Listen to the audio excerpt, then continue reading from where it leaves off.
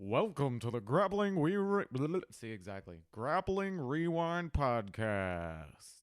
Welcome to this week on the Grappling Rewind Podcast. On this week's show, we're going to recap the 2019 IBJJF Worlds. As always on the show, I'm your host, Maine, joined with my co-host, Emil. How you doing, Emil? I'm doing fucking awesome, man. This is going to be a dope show. There's a lot to cover. So before we get into the hotness of the IBJJF Worlds, we got a little bit of news. A notable person that was out of the Worlds this year was Erberth Santos. So apparently he has a 2-year ban from the incident at BJJ Stars with the IBJJF. Yeah, evidently, fucking bum rushing people is not a good look. I'm just surprised they gave him a 2-year ban. Yeah, 2-year, that does seem... For a former world champion, too. Like, he's not a no-name guy. He's a top competitor. So...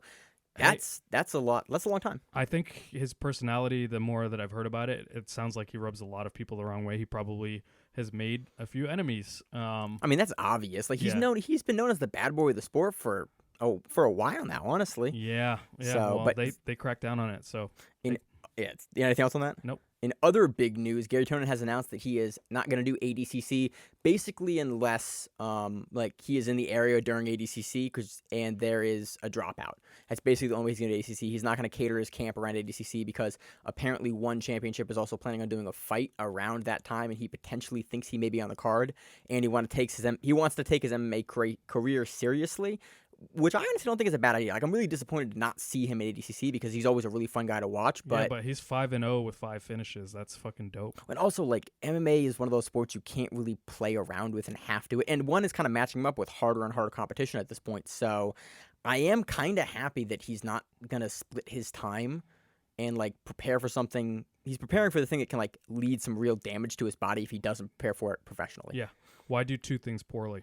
Right. So, but I'm honestly kind of am hoping that someone drops out and he's like, I'll show up and do it because, again, he's going to put on fireworks regardless. But that's kind of the other big thing in news. In our other news, we are doing a Grappling Rewind patch giveaway. So on Instagram, we're running a contest this week, and I think it goes into the 18th is when we're running it. Look at all the stuff is on there. Basically, we're looking to grow our Instagram up a little more because that's the biggest way that we kind of interact with the public in the show. And so we're running a contest. If you want to win a Grappling Rewind patch, you can do it there. So, Emil, how do you want to break down the Worlds? There's a lot to cover. There's so much to cover. There's fucking huge upsets. There are 3 first-year black belt champs. There are 2 new competitors that have cemented themselves as absolute fucking legends and complete outliers. There's a ton that I want to get into. I think. So how do you want to break it down? There's so much. Where do you want to start? Because it was a huge week in general. We're not going to cover any of the guys outside of black belt because it's just honestly too much for us to cover. I don't think we can, with the staff we currently have, can cover it really effectively. So a lot of cool stories that are going to happen beyond what we're talking about here today. But we're really going to focus on the black belts and the black belt world finals. Yeah, I think the way that we start, what we're going to do is go down all of the black belt final results, talk about those matches, and then while we're talking about those matches, we might talk about previous matches that either of the contestants in the finals had in the semis or the quarters, because as far as their run up into the finals, there's so much talent in the IBJJF Worlds that even in the quarterfinals you have these absurd matchups that could be they could be showcase matchups on any other event, any other tournament, these two guys met. For instance, we saw Meregali and Keenan meet in the Absolute. Yep. We saw Hulk Barbosa and we saw Denise match up again in quarterfinals. Right. So we're going to talk through all of those as well. We're not going to necessarily just talk about only the finals, but the focus of the show is going to be the finals, talking about the bigger moments of Worlds, some of the kind of drama and controversy around all the matchups, the event. As always with any World tournament, there's always a lot of that there. So, what do you want to kick it off with? So we start off with the men's. Dude, Mikey Musumeci. Men's roosterweight. Emil's getting ahead of himself. Dude. Mike, you've been super excited about Musumeci taking this victory. So let's just talk about how cool. So Michael Musumeci wins the adult male roosterweight championship for the IBJJF, and this is his 3rd championship. Yep, and he's down a weight class, so he was a light feather before that. He made the cut, and honestly, apparently the cut was really hard for him to make, and so he made the cut. Wins his first couple matches, and then he gets matched up with Bruno Malfacine. Yeah. But the even more interesting part about that in that bracket, this bracket was amazingly crazy. On the same bracket for the men, we had Caio Terra, we had Bruno Malfacine, And those guys were scheduled to meet in the quarterfinals, not the semifinals, in the quarterfinals. And then on the other side of that bracket, you had Musumeci, who everyone was pretty sure was going to take that. So you were either going to get Caio Terra versus Musumeci, which one of them would probably bow out because Caio is Musumeci's instructor, or you were going to get Bruno Malfacine versus Michael Musumeci if Caio was unable to beat him. And Caio's really not beat Malfacine very frequently. Right. And that's what ended up happening. We had a Bruno versus Musumeci finals, and it was fucking. Well, it wasn't in the finals. It was in the quarterfinals. Oh, that's right. But it was really like everyone kind of considered that the finals. Like whoever won that match was probably going to beat the winner from the second side of the bracket, which was Rodney Barbosa. So it's semifinals, but yeah, semifinals. It was just like there's so much fucking talent here. So this was. Let's talk about the fucking final. 12 motherfucking seconds. 12 motherfucking seconds. He subbed him. Michael Musumeci hit a Caio Terra footlock, which is kind of funny that Caio Terra's an instructor, in 12 seconds. It is the fastest world championship victory in submission ever, beating the previous one by 6 seconds. I'm going to try to do percentages 4 here. 4 seconds? 33%. By 33%. So it's 33% faster than the previous fastest submission ever in the World Championships of 18 seconds. He gets his third world title and cements his legacy as an outlier in 12 seconds. 100%. I mean, you have three championships alone is enough. In a row.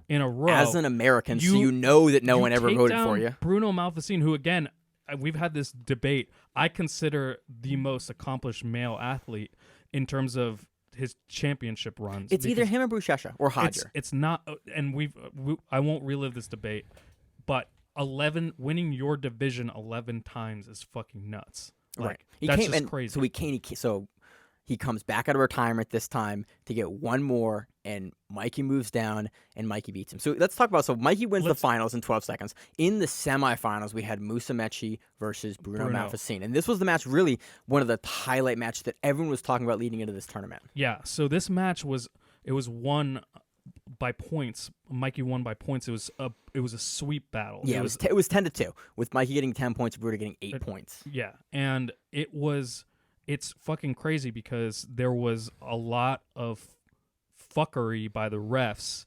Like there was a moment where Mikey conspiracy not theory. Conspiracy. I mean, like even the commentators were like, "Yo, these refs are wrong."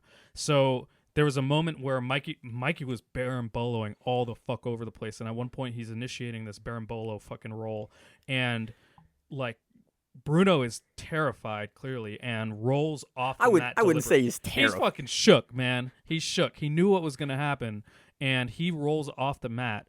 And while they're resetting, the commentators are like, they weren't debating whether or not Mikey or Bruno gets the ad. They were debating whether or not Mikey gets 2 points or an ad from that. Correct. So when the ref comes back and says ad for Bruno, they were like, what? And immediately the corner refs waved it back. Like, I don't know what the fuck. Like, it was obvious that they were not fucking on the ball, or worse yet, like just straight up fucking trying to Brazilian that shit. Trying to Brazilian it a little bit. Yeah, it's not the IBJJF Worlds without one of these moments where it's like, conceivably, like that could have been a 12-8, match.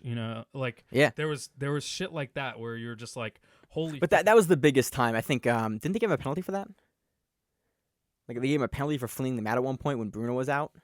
I know that they tried to give Bruno an ad when Bruno fucking fled. There was a couple moments where it was a little more obvious than usual that they were trying to go against Musumeci. Again, it was a great matchup. Like it is the pinnacle of what the Roosterweight division offers. Like, a lot of guys, like especially in MMA, give a lot of shit to the lower weight classes, but this matchup is just a beautiful technical matchup between the old guard and Bruno Malfacine and the new era of guy and Michael Musumeci, like coming to kind of really like it's a real passing of the torch moment, and he beats Bruno, something his instructor could only ever do twice in like their 15-year history.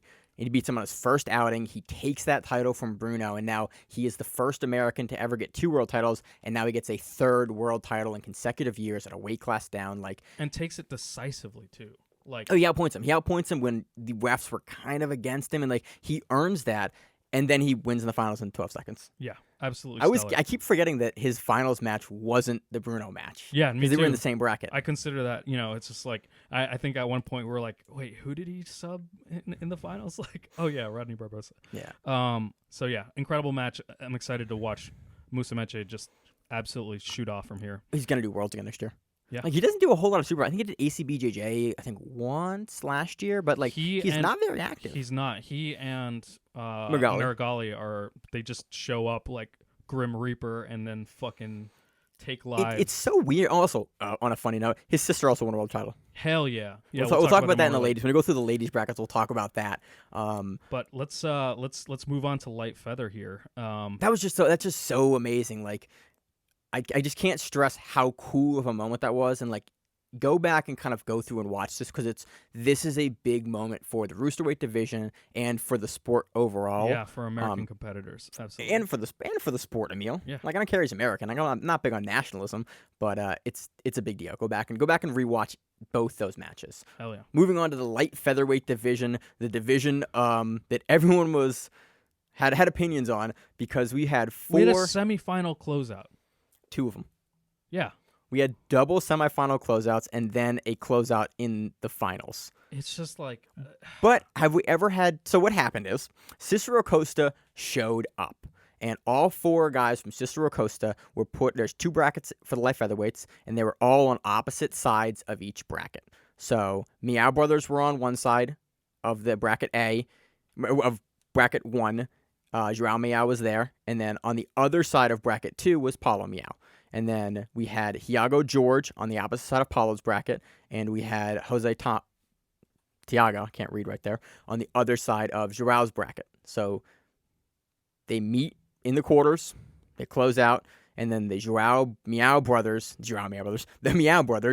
meet in the finals and close it out. I don't think we've ever seen a 4-way closeout. It's fucking bullshit, man. Like, and I think this is, we're talking about the world championships, like, and there are other high level fucking closeouts that we'll get to, and it's just super fucking frustrating because this is the pinnacle of the sport, and we can't even get to fucking semifinals. I thought it was really closeouts. I thought it was really interesting. I've kind of always gone back and forth with closeouts because I see the argument for why you do closeouts, especially in combat sports. Here's what you do. There's an easy fix. If you have a bunch of competitors from the same team, group them in the same fucking bracket. Like, there's a couple ways. Let's talk about it. There's a couple ways this can be done. It can be done ADCC style, which is like cool. You have the match and you have it in the first round, maybe the second round, and you have a match. You cannot fix it. You cannot kind of, fake it. You have to have a match with the guy from your team on ADCC if you guys both want to be in the event. Well, it's I don't. That's one way to deal with it. I don't even care about dude, fix it, close out if you want. I don't give a shit as long as that happens, like, not in the fucking semis or finals. Or even, like, shit, like, hopefully you get that stuff out before the octafinals, like, or quarterfinals. Like, it's too much. Like, it's super frustrating. We got robbed of, 3 fucking amazing matches. Yeah. Isn't somebody, I've kind of always gone back and forth on this. I see why they do it, but someone made a bodybuilding analogy, and it was like Arnold Schwarzenegger and the other guys that were there that year. I don't remember the names. If basically they decided not to flex off because, like, they were all buddies, and they just gave it to one guy. And it's like, that's not really what we're there for. They're there to compete. They're there to do it, and you didn't get to see them compete at the world stage. It's a little weird, and so Emil feels very strongly about this. Yeah. It really just disappoints me more than anything. I don't like it when people from the same team do it. I fucking really don't like it when people from separate teams do it. That's bullshit. That's fucking bullshit. You have some feelings about the absolute finals? Yeah, I don't care how fucking good friends you are, man. Like, that Emil wants to see him fight. Yeah, he came here for blood. blood. Yeah, I want goddamn blood. Emil, for a smart dude, I always forget how much of a meathead you are. It's hilarious. I always picture like this always like a well-spoken guy, and you go on the mic, and it's like tons of cursing, and like you want to see blood. Yeah. I respect that, Emil. Always. So Joao Meow takes the championship. It's his first championship that he's ever won. Paulo Miao takes second place. Jose Thiago takes third place, and Thiago George takes the other third place for that division. Anything else you want to talk about? Let's for this talk division? to featherweight. That's such a bullshit fucking closeout. So onto the male black belt featherweight finals. Holy shit! We have a first-year black belt winning the fucking championship, the first of 3 that we'll talk about. This is Mateus Gabriel fucking submitting Marcio Andre by shoulder lock. Holy shit! The submission came out of nowhere too. This match was extremely contested. Marcio gets like a lasso guard. Lots of 50-50 in this match. Lots of 50-50 and like insane kind of like out of bounds near back takes and takedowns. And the finishing sequence occurs when Marcio gets a lasso guard and he starts inverting kind of with a reverse De La Riva hook.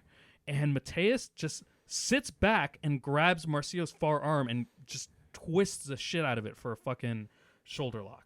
Like, it happened so rapidly, and it happened in a position that I was not like, oh, Marcio's fucking in danger here. I thought he was perfectly fucking safe. You said reverse armbar from the reverse triangle? So initially I thought it looked like a reverse triangle, but it wasn't. What happened was like Mateus basically had Marcio's head in his lap, and rather than having the inverse triangle from the back, he had his leg in between Marcio's legs, almost like a deep half. It was basically like a deep half position, but from the top. Yeah, from the top, and with Mateus sitting on his butt. So super cool finish. Really fast. It happened finish. So fucking fast. Honestly, and it was a lot. Like, this match was really close up to that point. It was a lot of 50-50 work, and honestly, like, it was like a slower match up to that point. I was kind of honestly like, oh man, are they gonna get out of the 50-50? I thought it was a pretty, like, you're right in that there weren't a lot of points scored, but it was a pretty intense match. There was a lot slower matches. I agree. And again, like, just watch this finish because it happened so rapidly and in a position that I did not think was vulnerable. And it's first year black belt, new champ. This basically means, like, guys fighting at brown belt are bullshit. We've seen. We'll talk about this at the end, but we've seen more and more dudes first year get their black belt and go on to be black belt world champions from brown belt. Crazy. It's crazy. Like, the level that is, like, not the norm nowadays, but it's not. We're starting to see it. Yeah, it's not uncommon. Right. Like, we saw it last year. We saw it this year. We saw it multiple times this year. It's like those brown belts at that level are. I mean, we've known it. We've known it for a long time.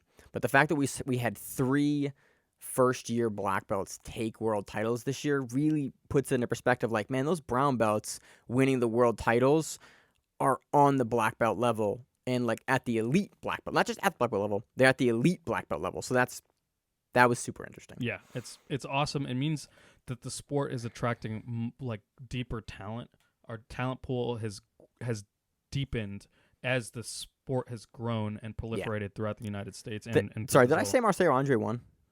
I don't know. I might have Mateus Gabriel won. Yeah, Mateus Gabriel won. I think I misspoke there a couple sentences back. Here's an idea. Here's to give you an idea of how deep the IBJJF Worlds are and why it's the fucking premier event in the gi, at least. Johnny Grippo doesn't even place. Yeah, he doesn't even. He gets knocked out. I picked him last show, and I don't know why you did that. I like, dude. I think he's like.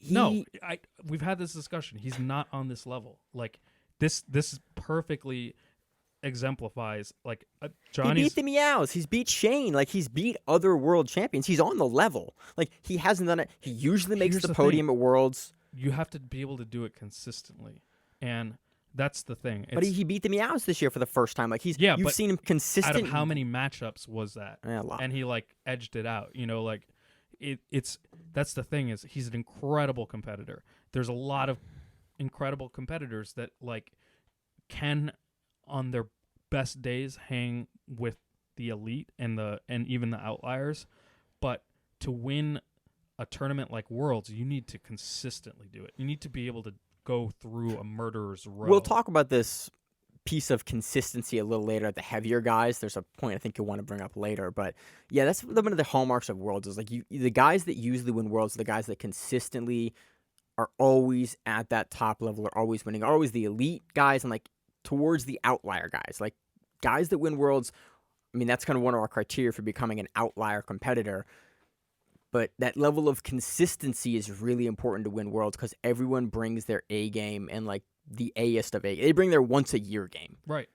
Yeah, and think about it. If you have, 5 matches, you're talking about the better part of an hour of overall competition time where you can't fucking make a mistake. If you make a mistake, you're done. You're dead. One thing I want to talk about, I'm not it's just a better division to talk about it here. Oh, yeah, sorry. Back, quick aside for what I'm going to talk about. Back at Roosterweight, we saw Felipe Costha not show up and basically give Caio a bye into the quarterfinals to face Malfacine so he could face him fresh. One thing I like about it as well is the IBJJF now shows how the seeding worked. And so if you look on the brackets for the tournament, you can actually look at basically how all the points for the competitors are, who has a former world champion, what their points are for that season, if they were a brown belt world champion. They have all these criteria at the bottom of the page that's really, really interesting for stats, and it shows you how the brackets are laid out. And then you can look on the lower left-hand side, and it lists swaps. And you can see where people have basically taken their seed and changed it with another person's seed in order to get basically an agreed-on spot in the bracket. Roosterweight only has one of those swaps, and it's Caio Terra swapping places so that he could get that free buy because they knew Felipe Costha wasn't going to show up. There's other swaps, but in this division, there's actually a lot of swaps. There's 3 different swaps that happen in this division. So I think it's interesting that they show that now because the brackets have always been a little bit guarded, and it's always previously, Drysdale talked about this during, I think, the Keenan Meregali match, it might have been, talked about how the brackets used to be made. It was by who had the most pull and who had the most competitors. Yeah, there was a lot of backroom kind of like. Well, it was backroom, but it was openly backroom. It was all the big coaches from all the big teams kind of got their say about where they wanted their guys to line up. Now, because there's money involved, it's seeded. And so the points are there. You can see how everyone's seated, why everyone is seated that way, and you can see how all the swaps worked out. And so it makes it, I think it puts much less more fuckery. Transparent. Yeah. Yeah, I like that. I think overall this year we got a lot more fun matches early that usually only would have ever seen in the finals. That's right. That's absolutely right. So moving on to lightweight. I missed my place in the brackets. Moving on to the lightweight division for the black belts. We have Lucas Lepri defeating Lucas Valle by decision. What do you say? This was just. What do you do? Yeah, it was a lot of 6-time world champion. Yeah, Lucas Lepri is an outlier in his own right. This particular match was him just passing. Dude, he's so good. Yeah, like he is so good, and he's like getting older too. Yeah, I think did he retire? I don't think he retired. I think did Michael Lange, who retired? Somebody big in this division retired, and I forgot who it was. Yeah, I don't know, but he's incredible. This match was not particularly thrilling. I think earlier in the tournament he had 48-0 win over John Combs. Yeah. John Combs won the ADCC trials. Like, he has an ADCC spot. And actually, it was cool because John Combs actually posted about that today on Instagram and was talking about the match, basically like, that dude's really good. Yeah, and there's levels. But he was very transparent about, I really appreciate when competitors are transparent, like, I got beat. And he goes, then I looked at the scoreboard and I realized, like, I was down 45 points or something. And Lepri went, oh, cool, and capitalized on that and subbed me. And he goes, go back and read John Combs' post because you're going to see more of him because he's on ADCC. And he's looked like a monster, like, recently, too. So it's crazy to have Lepri come in and do that to a dude on the level of John Combs. Yeah, it's Guy is a completely different fucking animal. And looking at this and looking at the heavier divisions, there is no doubt in my mind Gordon Ryan gets punked in the Guy. I mean, like, he doesn't even place. Gordon Ryan, he's dope as fuck in no-gi, but this is a different fucking sport. Dude, Gordon Ryan was on point this weekend on his Instagram story. I saved so many screenshots of hilarious stuff that he posted. One of them was, it was basically like, I'm bad in the gi, so I don't compete in it, but I did win the far less prestigious no-gi world title or something. It was just he had all these things, and actually Josh and him went back and forth on rules for a match on basically did something count as a takedown or Oh not. yeah, that was the Deniz versus Barbosa. Yeah, we'll get into that in a second. And Josh, like in our team chat, was quoted like posting pictures of the IBJJF rules. Like, no, here is where it says if he has a pan script and it goes down, this is why it's points. And I went, I don't really know why I want to argue with you, Josh, because if there's anyone that I know that knows the IBJJF rules, it's you. Yeah. Like, he is my Josh Weinstock, black belt world champion in fucking semantics. Dude, he knows the rules. Like, all for years, ever since I've known Josh, it's always been, every time there's a weird rules thing, I'm like, hey, Josh, is this points? And he'd be like, no, it's X, Y, and Z. I'm like, I didn't even think about that. Yeah. Okay, like, dude, he has been one of my best resources as I've kind of gotten more and more into reffing and more and more into, like, watching these as to figuring out, like, why something was scored correctly or incorrectly. So it was really funny to see basically Josh and Gordon Ryan go back and forth, and then Josh, like, literally quote the section in the rules where he's like, no, here's where it is. And I was like, that was cool. So Gordon Ryan was a treat. Go back and watch his stuff because I got some good laughs out of it. Lepri takes the lightweight division, beating Lucas Valente in not impressive action. He beats him by decision in a non-scoring match, but 6-time world champion. It's impressive. So next division, on to the middleweights. Don't say my shit, Emil. Okay. We have Izaki Bahens defeating Gabriel Arges by... Nope, reverse that. Sorry. Gabriel Arges defeating what the fuck? Izaki Bahens. Oh, man. Are your notes inverted, Emil? Yeah, they are. So Emil's looking at his notes. I know my notes are hot garbage. I do. So I have it in the note. It's because I copied the results. Okay. So, and there was a typo there. So, yeah, Gabriel Arges wins by last second advantage versus Izaki Bahens. It's a reversal to extremely, like, the back take he was inches from taking the fucking back. It was... that's a deserved advantage. Like, he wasn't on the back. Yeah. He was not there when time finished, but he was super close. You could smell the back. He's like, I'm almost on the back. It was as last second as you get for, like, earning, like, the time stops, and then you look at the ref like, are you gonna give me the advantage? And he gets it.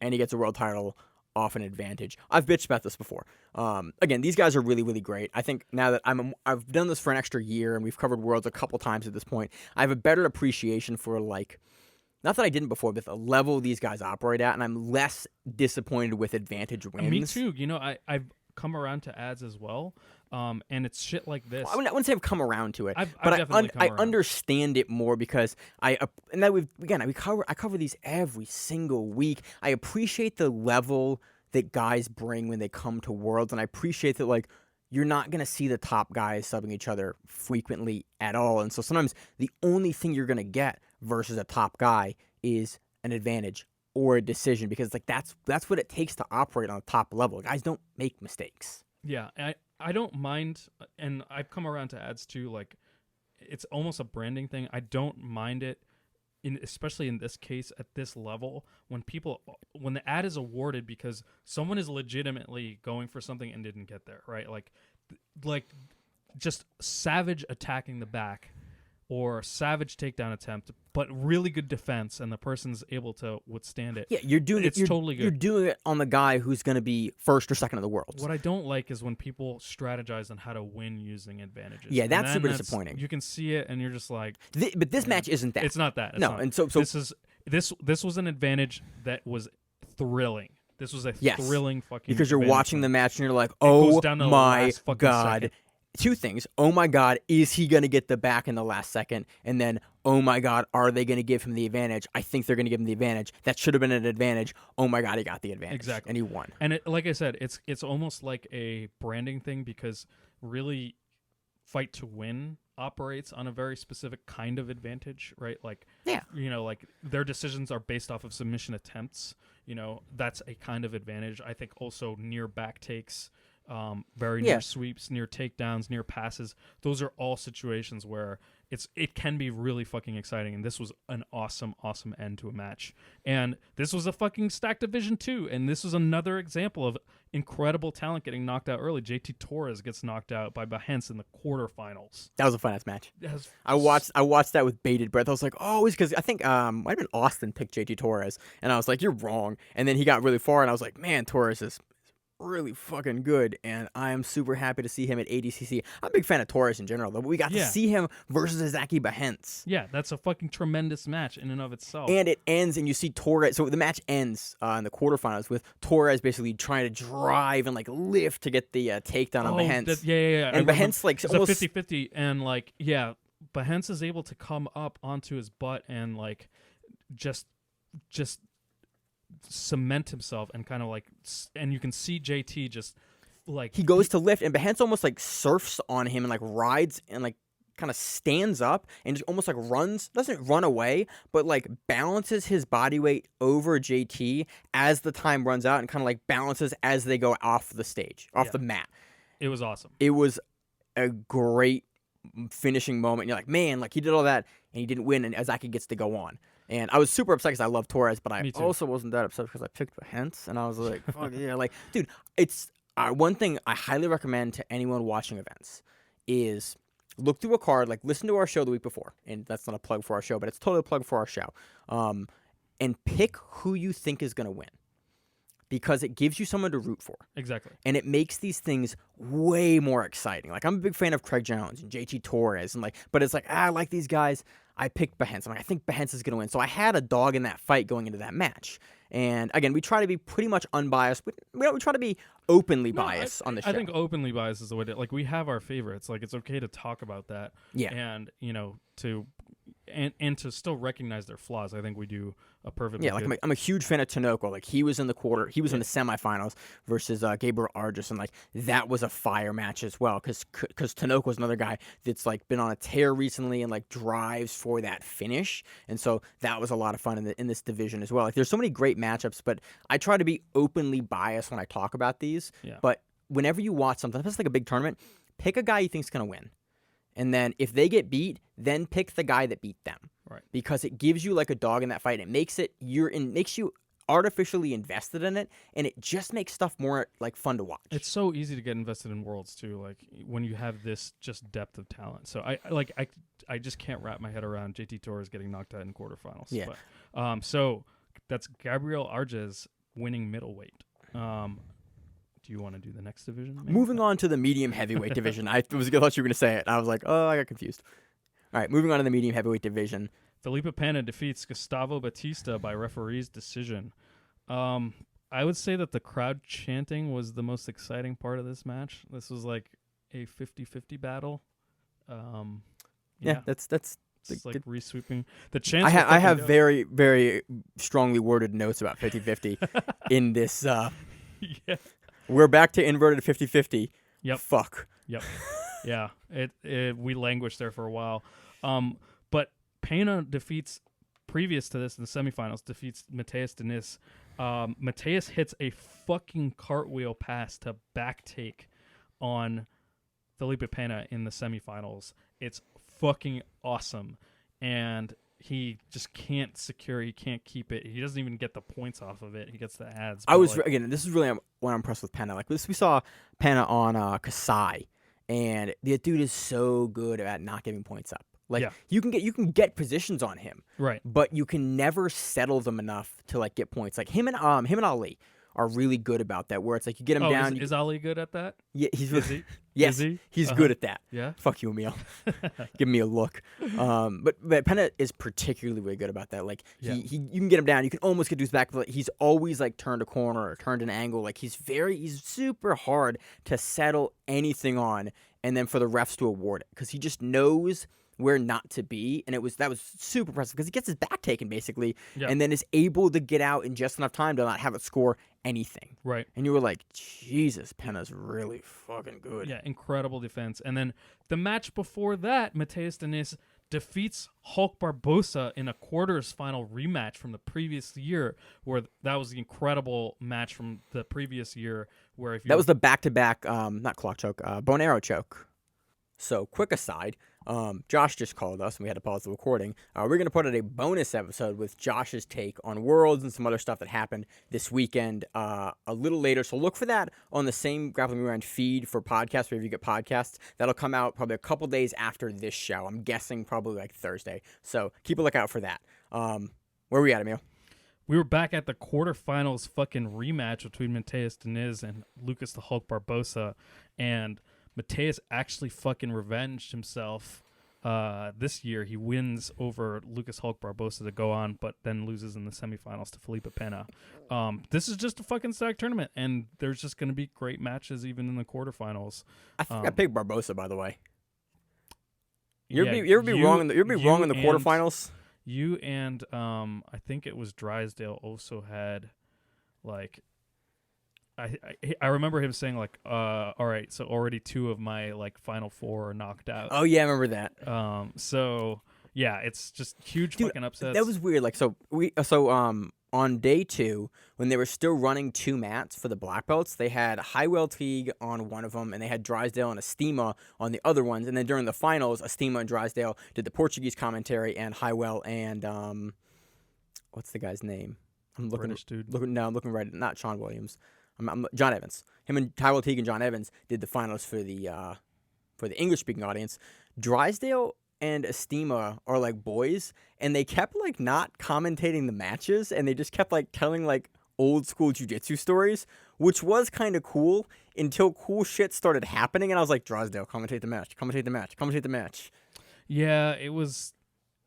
Drysdale has a lot of insight. Obviously, Estima has a lot of insight as well. It was really interesting. Yeah, but like it kind of at least personally, I didn't feel like it was the time. It got really old timerish. It sounded like fucking Get Off My Lawn for a little bit. Like a little bit. They were like, used to score like this, and it's like, yeah, talk not about only like, that. Like he literally was like, I don't know why they're saying we ignored half the body back in my day. I went after legs, and I was just like, oh my god, you just it was. You're like you're successful, and you sound old and washed, even though you're very talented and probably could still whoop a whole lot. He's a world champion. He's a former world champion. Yeah. No. So that was a little weird moment. Now, again, I'm not sure if that was during this match or during another match, but it was, this division was fucking absurd, man. It was insane. It's insane when Hulk gets taken out in the quarters. So what's up with Diniz, man? Like, if we talk about this, like he's always on the precipice, and then he's just like always inches away. Just like inches, like he almost took Pena's back. At that top level though, like that's a lot of the guys. Like a lot of those guys, you have a lot of those guys in divisions where you don't have outliers. Yeah, like you have Pena, so it's not quite fair in this division because Pena's an outlier and Pena's a big outlier. But like a lot of the other divisions and a lot of the division in general have a bunch of guys that can compete with each other and can kind of take it on any given day. And then you happen to have like a dude like Buchecha in your division or like Bruno in your division. Honestly, like I picked Hulk for that division. Like, I'm shocked. I'm shocked at how it went down. Oh, let's talk about that match because Matheus Diniz wins by points in the last seconds and last minute. It's tied up. So basically, the match starts off, and Matheus. This is not the finals, by the way. This is the quarterfinals between Matheus Diniz and Lucas the Hulk Barbosa. Matheus Diniz starts off by pulling guard. Do you remember this? And he goes for half guard. And we were chatting. I was like, "What the fuck is he doing? Like, who?" I think your actual thing was, "Why would you ever pull half guard on Hulk?" Yeah, that's what I asked. I think that's what you said. It's like, what are you doing? No, don't do that. Like that's terrible.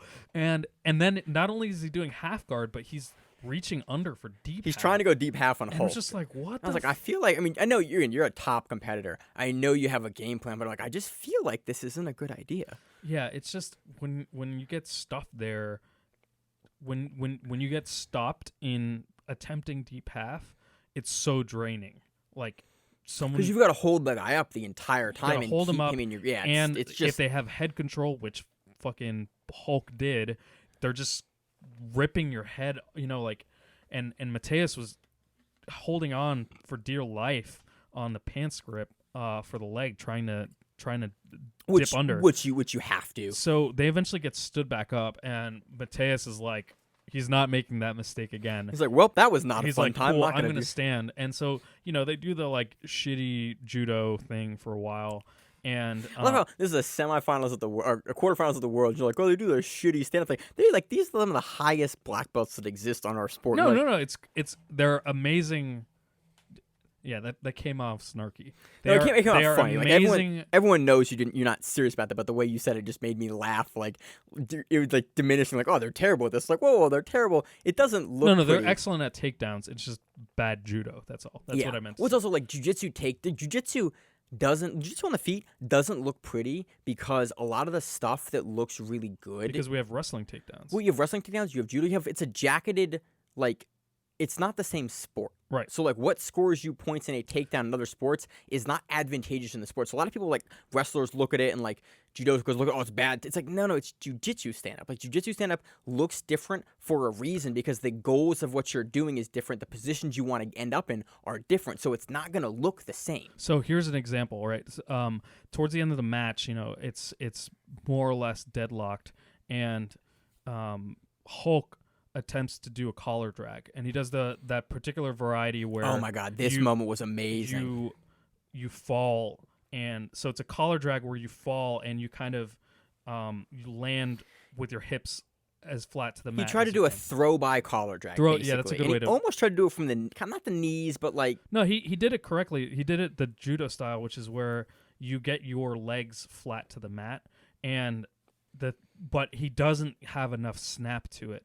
And Mateus doesn't fall forward. And so then you have he's in this awkward position where Hulk is sitting on the ground. Mateus is kind of bent over while Hulk is pulling on his collar, but he's just up. And so Hulk tries to get up. He puts his leg up, and Mateus Diniz just kind of like taps the knee and pushes him backwards. It almost looked like Hulk pulled. Like it looked like that Hulk decided, oh, I'm in a bad spot. I'm gonna pull guard, but because the pant grip was there, and it's very clearly IBJJF rules. I don't think it was pull. I think he tried to. Oh no! To me, in the replay, personally, okay, we can go back and look at this, but to me personally, it looked like he went, oh shit, I gotta pull, and because the pant grip was there, it counted as a takedown. Yeah. And so when he pulled, he basically pulled into giving up 2 points because technically if your opponent has a pants grip on you when you pull, per the IBJJF rules, so you can agree with the rule or not, but that's how the way the rules are written, it counts as a takedown. Yeah, the 2 points made sense to me. I had no problem with the 2 point. There was some discussion online. Actually, that's what the big discussion was between Josh and Gordon Ryan was about that. If that scored as a 2, and was he going for a sweep? Was he going for a take? And there was a big discussion. It's honestly really interesting. But if you look at the rules, it's very, very straightforward. Like with that pant grip, if you put the guy down, you get 2 points for it. Yeah. So that was a dude. Go so back this was and watch that match. Last like 30 seconds, right? It was like towards the end. Right towards the end. That's kind of why I don't think he got the takedown. But I mean not Duarte. Mateus? I'm mixing up my big guys. Mateus Diniz? No. The fuck are you talking about? Hulk. Hulk. Why Hulk didn't get the takedown here? Because why? Because he was tired. And so he went for it like he just didn't have that snap on it. Yeah. And so as a result of not having that snap because it was at the end of the match, like there's these little teeny mistakes that happen. And like you gave up the 2 and that was it. Like at the highest level, that's all it takes is that little tiny error. So Mateus avenges himself, wins the quarterfinals against Hulk. And then Pena takes him out in the semis. Yep. So shall we go on? Shall we move on to the next division, Emil? To the fucking insanity that is heavyweight. Let's move on to the black belt heavyweight division where we saw Kaynan Duarte versus Leandro Lo in the finals. This is Kaynan's first year black belt, been black a year now. At this point, Kaynan Duarte defeats Leandro Lo 5-2. Holy fucking shit! Holy shit! Kaynan fucking leg dragged the shit out of Leandro Lo. Jesus, he leg dragged him into the next fucking life. Within the first minute, he's passed. This is exactly what we saw, Kaynan. What did we see? Was it UAJJF? We saw him was it him versus Erberth? It was him versus Erberth. Oh, that's right. That's what it was. Okay, Emil and I were talking about this before the show, and it was like, he's done this before to someone. And I remember this specific audio clip from the podcast because Emil was like, oh, he big dog. No. Yeah. Yeah. Well, that comes later. This is the opening. Oh, the opening, The opening minute of the match. Kaynan gets a pass on Leandro Lo just by fucking leg dragging the shit out of him. It was so fucking dope. He does the cutting back and forth. Dude, it was so amazing. It was like the drill, but you know when you're in the beginning of a drilling sequence and you're just going hard and your partner's going hard and you're just moving through, like that's what it looked like because both guys are going and he just nails the leg drag and it was like, oh, these dudes are gonna bang. This is the world finals. Lo's hit second place a couple times. He's hit a bunch of hits. I mean, he's a multiple-time world champion. Kaynan Duarte is that young, hungry, powerful black belt coming to take it, and Lo's not trying to give it to him. So Kaynan gets the 3 points for the pass, but Lo manages to get out, and like the commentators were actually talking about how Lo loves to like go for these like kind of like shambling like doubles. I can't even call it really a blast double, and he hits Leandro Lo, launches into this double and from the knee. It's a double from the knees. It's a double from the knees, and Leandro Lo is known for this double from the knees, but Duarte is known for a guillotine. Yeah. So Lo gets the takedown, but then Duarte's has him in a fucking guillotine, and like people were wondering whether or not Lo's head was gonna pop off. You never see guillotines in black belt division. Yeah. Especially in the gi, like it is. I can't. Honestly, it's hard. The collar gets in the way. Like I can do it because I have one good guy. I can't. Not against black belts. Let me caveat that here. Geez, way different level. But like it's way harder in the gi because there's all the shit in the way. There's all the collars and there's other stuff and there's just like there's more fabric in the way. You just can't lace the hands as well. So he goes for it. I was like, yo, if he guillotines him in the finals, that would like it looked honestly as a guillotine dude, it looked kind of tight. It didn't look like finishable. Yeah, no, I mean, Lo's head pops out within like 3 seconds. Yeah, but it was one of those you have to address, and you can't just sit there because that dude's gonna cinch it up and gonna get you in a bad spot there. Right. Especially being as strong as Duarte is. But like this is in the beginning of the match. Yep. This is super fun. So they separate. There's actually a brief stoppage for a cut on Kaynan's forehead, and then they resume the match, and Kaynan grabs. So Kaynan's still in guard, and Kaynan grabs a collar and pant grip, and he shucks Leandro off and is able to get to his feet, and they're both standing, and Kaynan has still got the collar and knee grip, and he just fucking throws Leandro onto his ass. And this is the big dog moment. This is the big dog. He's just like, cool, I'm going to throw you. Still maintaining the same grips, and then fucking leg drags him again. So basically, like, he's gone from standing. He kept the grips when they got to the ground and just passed. I was like, oh my God, this kid is amazing. So he didn't fully get the 3 points there, but it was damn close to passing again. And Leandro got the guard back, and I was super impressed by that. I was like, whoa, he stopped that. Yeah. And again, it shows you how much of a veteran Leandro is to like have that whole series and have the guy not be able to get by you because Leandro knows where he's in space, can get the guard back. I was really impressed by both players in that scenario there. Yeah, and there's not enough time for Leandro to mount any kind of comeback, and so time runs out and Kaynan wins 5-2 against fucking Leandro Lo in his first year as black belt. Did not Grand Slam it though this year. He did not, because he lost to Brasileiros. Yep, that's correct. So that was really interesting because in my notes I actually went he did Grand Slam it, and I actually had to go look at the BJJ Heroes like notes. I was like, I think.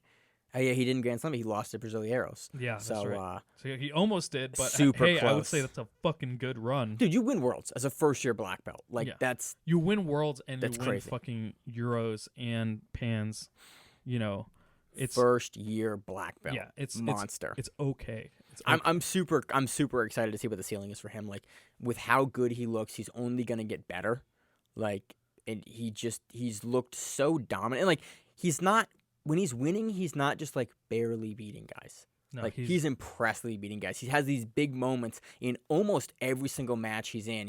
His awareness is good. His speed is good. His like transitions are really good. His mentality is good too. Like just seems super calm. Like he's just a fucking man. Atos is so stacked. Dude, he's that next generation of killers, and it's just a pleasure to watch him like.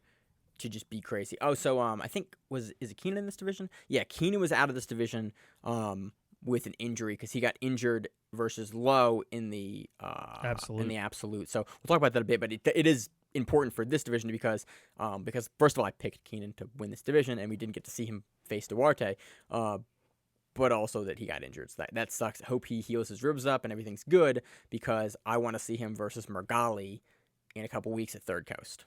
So I hope that matchup is still on.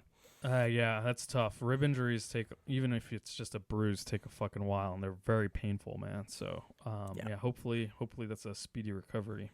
Mm-hmm. Anything else to add in this division? Not. Heavyweight is just fucking, it's awesome, man. Moving on to the super heavyweights for the black belts. Jesus this match, this whole fucking run was something out of a fucking story. Like, again, another one I got wrong. So in the finals, we had Mahamed Aly versus Nicholas Meregali. Nicholas Meregali fucking submits Mahamed Aly in the fucking finals, and it's not even remotely close. Like, he beat the ever-living shit out of Mahamed Aly. He made him look like a scrub purple belt. So the funny thing is, these guys have apparently been going at each other for years. And for a long time, Meregali has been, like, taking it. Dude, I'm speechless. Like, it was fucking insane. Maine and I had a moment. Maine, we were messaging back and forth as we were watching this live.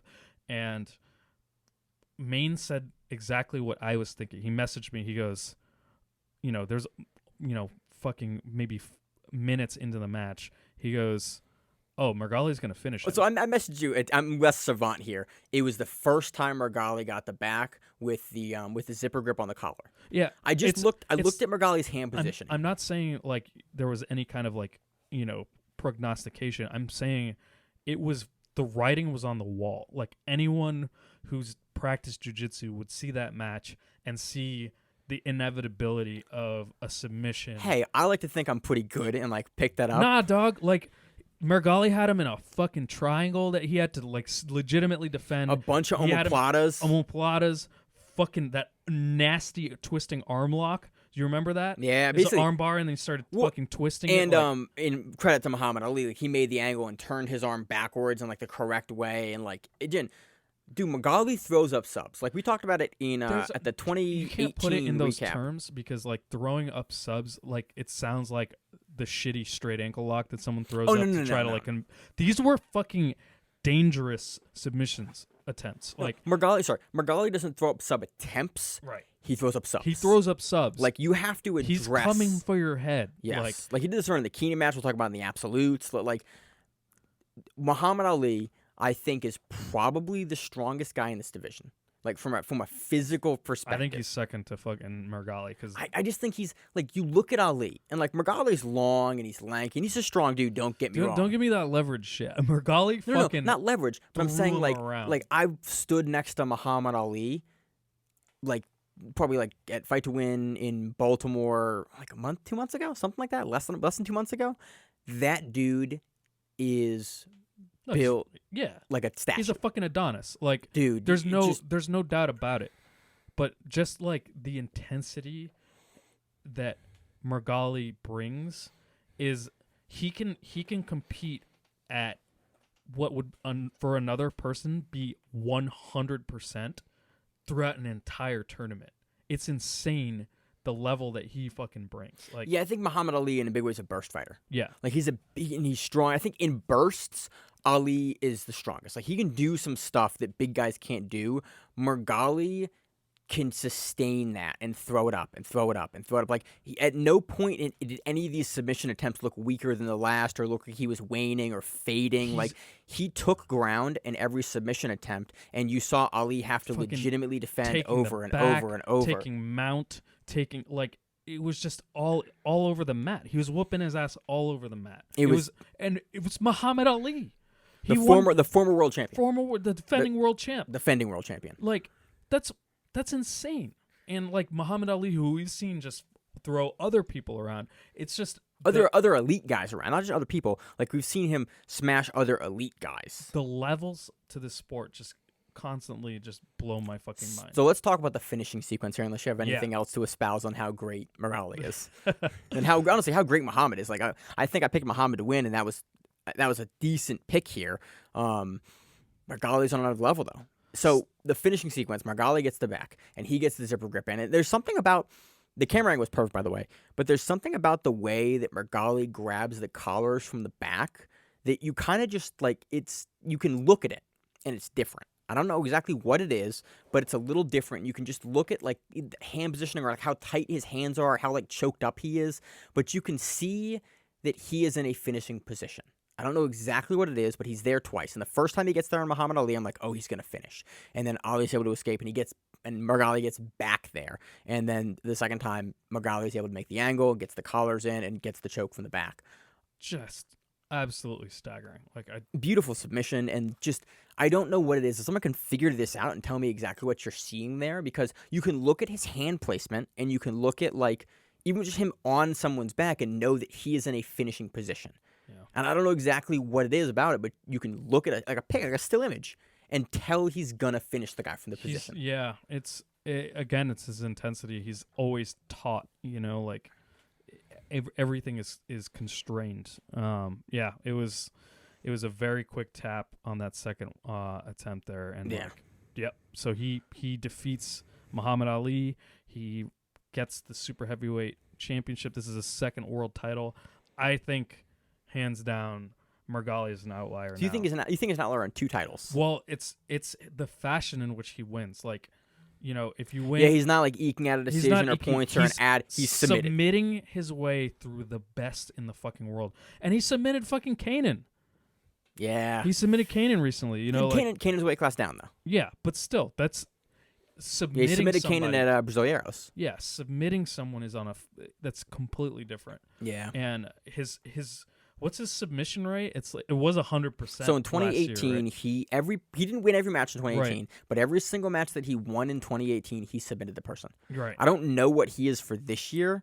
But it's fucking up there. Probably close. I don't think he had a match. Did he have a match at BJJ Stars?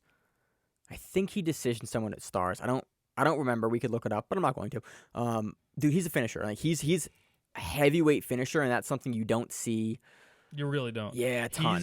He is, without a doubt, for me, the most entertaining gi player in jiu-jitsu right now. Like, I can't think of a more entertaining. If I'm watching a Nicholas Meregali match, it's going to be fucking fire. And there's a very high chance that he finishes it. I'm trying to think of like things to refute you, and I really can't, honestly. Yeah. So super impressive performance. Go back and watch this one. It's something special. Yep, absolutely. So moving on to the ultra heavyweight division for the black belts. We have Buchecha. Called it. Just saying. Good for you, man. I picked the 11-time world champion to maybe take this one, and now 13-time world 13-time world champion. Buchecha defeats Ricardo Evangelista. Buchecha's Buchecha. He gets 2 takedowns. He passes straight to mount, and then he gets a bow and arrow choke. I think. No. Sorry. He at one point he's 18-2. Yeah. Like.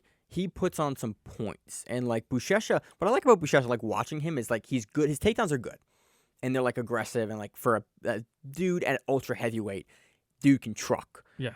But he also passes like immediately from like down to guard to pass to side to mount to back. Like he racks up like 4 and 8 points like in the blink of an eye so quickly. He passes and gets to mount immediately. It's kind of incredible because like. We just finished talking about Meregali, who is amazing. I want to see these two dudes match up. I want to see these 2 dudes. I'm so fucking pissed that Meregali get fucking knocked out of Absolutes. I was super happy. I was super happy about that. But, not that I don't like Meregali, but I really like Keenan. Yeah. So like that, I'm super openly biased about that. I'm curious to see that too because, Meregali is a murderer and Buchecha is a fucking technician. He's a murderer too, but like. Buchecha is like he moves like a fucking lightweight. What I love about Buchecha too, whenever you watch Buchecha, I think the commentary keyed into this too, is there's always a moment where you're like, oh no, something might happen in every Buchecha match. It's never like stomp. It is sometimes, but in a lot of his matches, he has a moment where you're like, oh, it could go the other way, and then he does Buchecha things and just crushes. He just comes back. He's the fucking Tom Brady of like jiu-jitsu, hands down. That is the best analogy. Yeah, because both huge winners. Yeah, that are known for. Brady's known for coming back, like doing comebacks. Buchecha's known for having like comeback moments where you're like, oh, he might get scored on, or like, oh, he got scored on, and he just comes back and crushes a guy, and you're like, right. That's not fair. The really incredible match is the Max Jimenez match versus Buchecha. That was fucking nuts. That was where Max like ends up on fucking top, and it looks I was legitimately worried for Buchecha at that point. Like I was worried for my pick. I was like, oh mom, Buchecha's gonna get got. Holy shit. So yeah, Max Jimenez hits a beautiful foot sweep.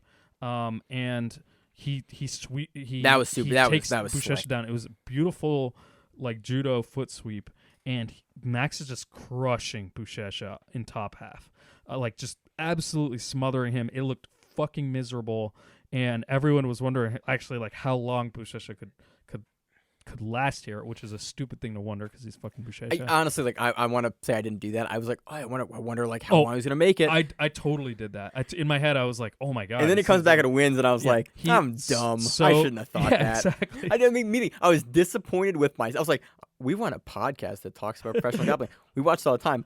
I thought Buchecha was gonna get beat there. Like I was just thinking, like I was just disappointed with myself as an analyst. I was like, man, I should be better than this. It's so true. Like. Eventually, Buchecha like makes space. He reguards, gets to his knees, and does like kind of like an old school sweep. Takes the back, takes mount, and then gets the fucking tap with 30 seconds left. Like, it's fucking. He's Buchecha, man. I mean, honestly, that match, it was amazing. The finish was amazing. He finished so close to the end of the match too. It was like 30 seconds left. Was there pretty much exactly 30 seconds left? Yeah, it's about 30 seconds. And left. he gets the tap from like a bad position, like being in a bad position very shortly after, reversing it, completely changing the match, getting it, and then getting all the way to the back, pathing to the finish. Yeah, I mean he gets the tap with 30 seconds, but like that whole sequence happens like minutes earlier. That's sorry. I mean, but like he goes from a bad position and then just like completely turns it around to be in a better position. It's just like wow, like it wasn't a guy like okay they're in the middle, like he just kind of he goes from being in a bad spot to being in a good spot, and you're like, oh damn, like that was kind of a quick, like I didn't think he was gonna win, and then he just taps the guy. Absolutely fucking stellar. So that was amazing. Buchecha be Buchecha, and at this point he had 12 world titles, even though he even closed out to Leandro last year, so he should already kind of have 12 titles. And so then in absolute, Leandro returns the favor onto the open class. There we go. So I called this, by the way. I was like, if these two guys end up in the... So what happened last year is Leandro Lo got injured versus Mahamed Aly in his division. And then, so Mahamed Aly takes the championship over... Was it Leandro Lo? Yeah. No. Because that was the match before. I think it was the semifinals match. I don't think it was the finals. No, it was the finals because he wouldn't have been in there. He would have been in the... I don't know, man. I'm pretty sure Mahamed Aly faced someone else in the finals last year. I don't know. Somebody fought someone, and Leandro... I thought Mahamed Aly lifted and slammed him, but I could be wrong. So, was it Erberth? I don't know, man. It was a big dude. So, big dude last year injured Leandro Lo, and he had to pull out. But he was already in the absolute finals with Buchecha. These guys have met before, and Buchecha, that was going to be the moment that he takes the 12th world title because Leandro Lo can't compete because he's been injured. And Buchecha gives it to Lo. So Lo won his first absolute world title last year off of a closeout. And so this year when they met in the finals, I was like, I bet you that Buchecha returns the favor and Leandro returns the favor. Leandro returns the favor and gives it to Buchecha. That's what happens. So that becomes Buchecha's 13th title, which is fucking insane. 13. 13 fucking titles. And 13 titles, Emil. That's more fingers than he has. That's fucking touching. But motherfuckers, you're in different gyms, rip each other's heads off. What the fuck, man? Like the pinnacle of the sport. Like how this magic, this magical moment between absolutes, and you're like, I want to see him die. I want to see him die. I want to see if he dies, he dies. Like, come on. Like, I agree. It sucks, but also. Two things, actually. I was pissed about Flow Grappling. One, when the broadcast started, they started with the female roosterweight match with Rikako Yuasa, and they started 30 seconds late. Yeah. And so that was super weird. And then... You mean 30 minutes? 30 seconds late. No, because the match started with the stream started... Oh, yeah. ...at 9 minutes and 30 seconds left in the match. Mm-hmm. And they were resetting. So I was like, okay, something happened before that they're resetting for. I wish I would have seen that because this is the World Finals. Mm-hmm. And... At the end of the men's heavyweight, was it women's? At the end of the women's absolute, that happened right after the men's ultra heavyweight final, the stream just ended, or it like played some B-roll, and then it was like, are we gonna show the open class for the men? We're not gonna show it? We're just not gonna fucking show it? Like, Are you kidding me? And the commentary didn't address it. It was like, just, we're done. Yeah. And it was like, just show me the fucking mat at least. Like, last year they at least showed me the mat of, like, Leandro Lo with his ice on his shoulder and, like, his hand being raised because Buchecha was giving him the title. They didn't show me the mat this year. It was like, so I had to find out online and on the results, they're like, oh, he gave it to him. Yep. Like little stuff like that just super irks me because, like, this is the World Finals and literally the closeout at the finals on the mat wasn't shown. That's Buchecha's 13th world title. Like, that's a pretty historic moment. Yeah. Like, it's pretty big deal. They didn't broadcast it. So that really irritated me because it just show that kind of stuff. That's what I pay for. That's what I pay for Full Grappling for, is to see those kind of moments. Show me the closeout of the finish. Yeah. So that was that. We're going to go next. Let's talk about a couple of the absolute matches. So in the quarters, we had Keenan Cornelius defeating Nicholas Meregali by points. Called it. I mean, I didn't call it was going to beat him. Call shit. But I said Keenan was going to win. I didn't say who did I say? I think I said Buchecha was going to win the absolute. So he would have beat Keenan at some point. But this is super, super close. And Keenan gets this by the skin of his teeth. He gets this 2 points, and then Meregali has 10 advantages. And, like, this is the thing about Meregali, right, is he's coming to rip your head off. So near passes, you know. 2 near submissions on loop chokes. Not near submissions. 2 legitimate loop chokes that required defense from Keenan that he almost turned into passes. It was a really impressive match from Keenan. But you said it best. I think we talked about this a little before. You were talking about how you think Keenan is always going to struggle at the upper level. A, because the guys are really good. Let's put that out there first. But B, because he plays a much more defensive game against these high-level guys. Yeah. So Keenan's strategy, and it, you know, obviously it worked against Meregali, but, you know, his strategy is to ride it out and, you know, when the opportunity exists to take advantage of it, which is exactly what he did, where against Meregali, you know, he was able to weather this furious storm and use lapel and tie him up, and, you know, he really slowed Meregali down in a really, really good way. And Meregali's a guy that not so much slowed him down as just didn't allow him to finish any of those passes or submission attempts, right? Like, 10 ads is fucking insane. I agree. Like, that's a high level of productivity. So it wasn't like he was slowed down. And here's the problem with that strategy, right? Like, so he was able to work against Meregali, but, like, think about it. Those 10 ads, those 10 near passes or near submission attempts, if any one of those defenses failed, the match is over, right? Like, that's the issue with the strategy, is like, when you are not actively putting your opponent on their heels, then it's just a matter of if and when your defense fails. And so I think it's really hard to rely at the highest level. Exactly. That's a really hard thing to rely on consistently. With any level of consistency, that you're gonna be able to make that work against the best guys in the world. Absolutely. So then Keenan goes on to the next match, and in the quarters, this is against Leandro Lo. And this was a fucking contested match. Holy shit. This match was back and forth, you know, with both of them in passing position, both of them in guard. And Leandro Lo ends up getting a decision, which caught a lot of sort of controversy. Which I didn't understand. I didn't understand that either. And so, actually, it's caught a lot of controversy today. And I messaged our team chat, and I went, hey, did I miss something here? So a lot of people defending Keenan, being like, "Oh, he got robbed. We got robbed." He got robbed last year. Like, we talked about that on last year's show. Yeah, absolutely. And it's very clearly he should have scored, and he didn't score. But, like, this year was like, was it a non-scoring match, right, between both guys? I think it was 10 minutes non-scoring, both parties. I don't think there were even any ads. I could be wrong about that. Yeah, I think it was non-scoring, and it went decision. There might have been one ad apiece, but I'm pretty sure it was like that. But it was no points. And Lo did a little more, I think, and he did more. I think his passing was a little closer. Like, his activity was just like he got closer to more stuff. He never got anything that earned him any points or any advantages. But if you're gonna win a decision, you have to be the guy that got closer to almost earning the almost points. So here's how Emil's justification for the decision. Keenan started off earlier in the match in the passing position, and Keenan, to me, it did not look like at any point who was legitimately attempting to pass Leandro's guard. It looked to me like Keenan had his like base kind of centered and back and farther, and he was playing a little bit more conservatively.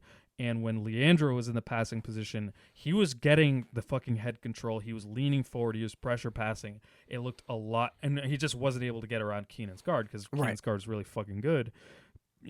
So to me, that was the deciding factor. Yeah, and I saw the same thing. I saw like Leandro did more. Like he got closer to the positions that are scoring and earning points positions. And so when you go to the decision, I was like, man, I don't think Keenan took that. And then they raised hand for Leandro and he took it. And I personally didn't really have a problem with the decision. Like I was disappointed with the decision because like I really want to see Keenan take a world title. Yeah. Because I just want to see him win. Like he's been on that cusp for so long. He's such a nice, likable guy. He's like in the community. He's on Reddit. Yeah. He's like funny. Like he has all the things. He's not had any big controversies with him. Like he's moved teams. He's in Globetrotters. Like he's just a nice dude. I mean, from what I see, a nice dude that's funny and personal. Like I want to see him succeed. Yeah, and like I just didn't think he won the decision. Yeah, so I think we're maybe not outspoken on that, but there's been a lot of kind of outrage on like, oh, he got robbed again. It's like, yeah. Normally I wouldn't spend time talking about it, but there was a lot of people like that seemed upset, and I didn't really understand that.